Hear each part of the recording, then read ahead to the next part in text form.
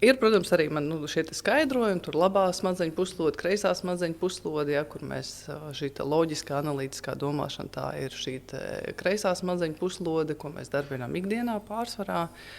Un kāpēc es dodu bērniem šo redzēt ar aizvērtām acīm un šos intuīcijas treniņus, tie pārsvarā ieslēdz šo labo smadzeņu puslodi. Un tad jau tas apzinātības līmenis, ja mēs saslēdzam viņus abas divas kopā, ir pilnīgi cits šiem bērniem veidojās. Ja viņiem ir tāds iekšējs, es atvainojos, bullshit radars auga. Ja? Tas ir viens no tādiem bonusiem. Saglabājās, trenējās šis iekšējais līdzsvars, iekšējais miers, jo tas ir tas stāvoklis, no kura viņi var sākt redzēt. Ja man atnāk uz nodarbību bērns, kurš ir tikko pēc skolas, viņš ir, satraukts emocijās, viņi grib tur izdauzīties, izārdīties, un viņi uzvelk tās brilles un neko neredz, nevar.